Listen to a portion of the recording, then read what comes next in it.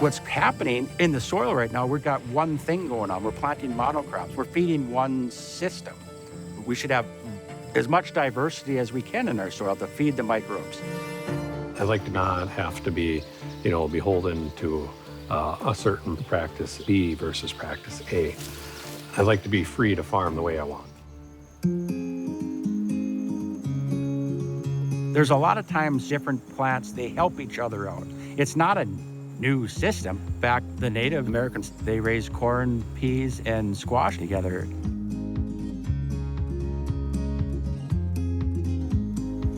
We've brought back the oats, barley, wheat. We've done flax. We're raising alfalfa. We're doing sunflowers. We're really just trying to push the envelope and get that diversity back in the soil that needs to be there.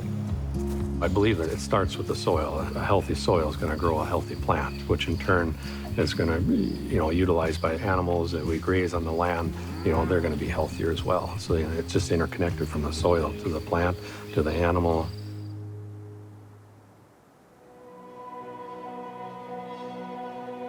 When I first started farming, I guess we didn't have the regenerative mindset, if you will. Nobody did it around here, so it wasn't easy just to go and see how it worked. But I read about it, and I just intrigued me.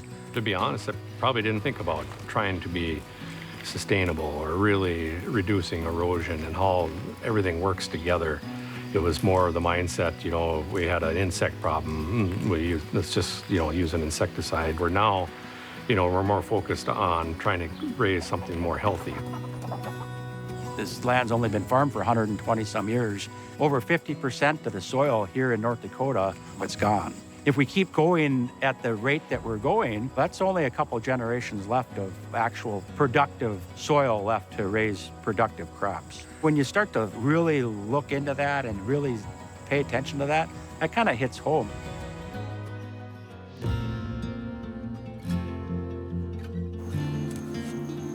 I farm and ranch here at Leonard, North Dakota. We operate about a 2,000-acre cash crane farm and about a 3,000-acre pasture situation for cow-calves. I farm down here in the southeastern part of North Dakota. I farm about 3,000 acres.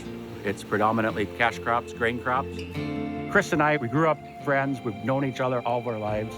But these last 7 to 10 years, we've really become good friends, good neighbors, good partners in this farming path that we're both going down. To have somebody that close and that trustworthy, it helps drive our journey forward. We started buying equipment together, so it makes it work for both of us. The first thing that we bought together was that 1690, that air drill. Yep. I think I started looking for one, and you said, hey, let's go partners in that. I'll buy it with you. And it's a great idea. Now I only had to pay half of it. You got you to buy it. Tyler and I, we have separate farms. I have livestock, cattle, and Tyler doesn't, but he wants to integrate livestock on his land. And so we work together. I get land to run my livestock on, which is a forage source for me, and Tyler gets the benefit of having livestock integration on his land, which helps improve his soil health. And so it's been a mutually beneficial thing that way for us.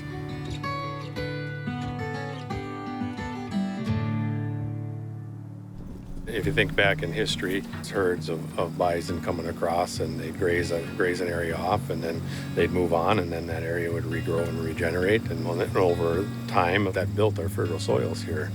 And so, it just makes sense that when we can incorporate that into our land, we're going to get some of the regeneration of our land. A lot of those different practices open my eyes to, we can do these same things with less tillage. That's less passes, that's less labor. And then it just kind of evolved from there. We need to maintain all those things. It's no different than our community. There's all these different things that we need to make a community thrive is the same as what we need to thrive the soil. If we can do that, we're going to have a healthy, thriving system that'll basically keep rejuvenating itself and come back and give us what we need. We're taking this huge forage behind us and transforming it into readily available nutrients. It goes through that digestion system of the cow, and it's readily available for us next year. You can definitely see wherever the cattle have gone, you know, their urine, the next year, those spots there's obviously a heavier nitrogen presence there. You go move a cow pie a week later, it's solid worms. You can see it's living right underneath that cow pie. So you know that it's feeding the biology down there because you can see the worms coming up there just to decompose that cow pie. So that worm activity, you know, that's where we get some of our infiltration. You know, we're making those wormholes. It really helps all these different types of plants out here to feed the soil biology, and also in turn gives a great diversity for the cattle to be eating them. I think they truly love it. To see how happy and lively these animals are when they get into this, you truly know that they're liking what they get to eat. This year we have polycrop, oats, peas, and mustard was seeded in here. It's adding diversity to our farm. If we have the exudates from one crop, they're only going to feed a certain range of microbiomes. So in this situation where we have 3 different crops growing together, it makes our soil biology more active and makes our soil function better. And we can start reducing synthetic type inputs because our soil will provide them for us just naturally. So here's our winter Australian pea, and you can see that they grow very tall, but they're very, very viney, very weak plant, so they actually don't stand up very well. They actually start going down about halfway through their growth. They're so flat to the surface of the soil when it comes to harvest time. Any little extra help from any of these other plants just to kind of hump them up, give them just that ability to harvest. Like the oats, we added mustard for the harvestability reason. If we can keep the peas off the ground, we might stave off a little bit of disease. Now with the cleaner, I think that's the biggest purchase now that we've probably made together. A lot of guys say, what'd you buy a cleaner for? Well, if you just raise corn or soybeans and nothing else, you don't really have a reason to have a cleaner. But now that we have it, that opens up that avenue for us to diversify our rotations and raise different crops rather than just say corn, beans, and wheat. We're cutting back on herbicide and we have a few more weeds in there. This gives us the option to clean it up so we have a really nice saleable product for the end user. Right. When we're mixed cropping, we got to find plants that are going to grow together and dry down and harvest at the same time. We got to get our timing of the maturities down. And it works out that peas, oats, and mustard, all of those are all crops that relatively get to maturity all at the same time. I was probably one of the lucky ones in my farming career when I wanted to transition into no-till is my dad, he went along with it.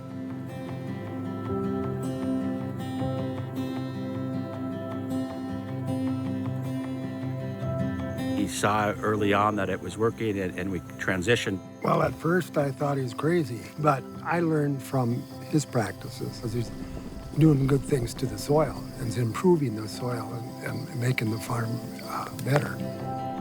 This is Grandpa Bob, and he was born on this place in 1922, and he's the one that got me started. Him living through the 30s and seeing that terrible erosion when he was young.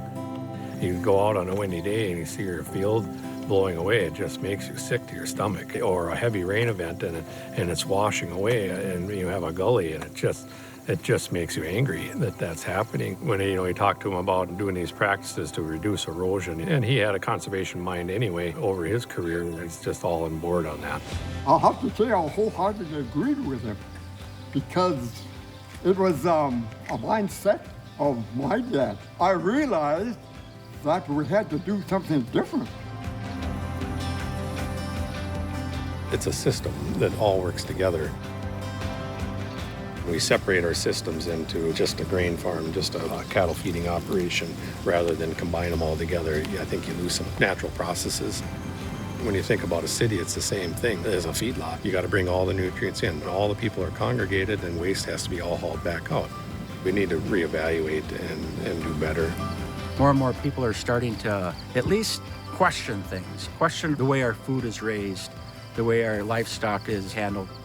The more the younger generations start to really ask those questions, I want real healthy food. I want nutrient density in my food. I think it's going to force the American farmer to have to change the way we raise and grow our foods and our crops and our livestock. Let's keep moving forward.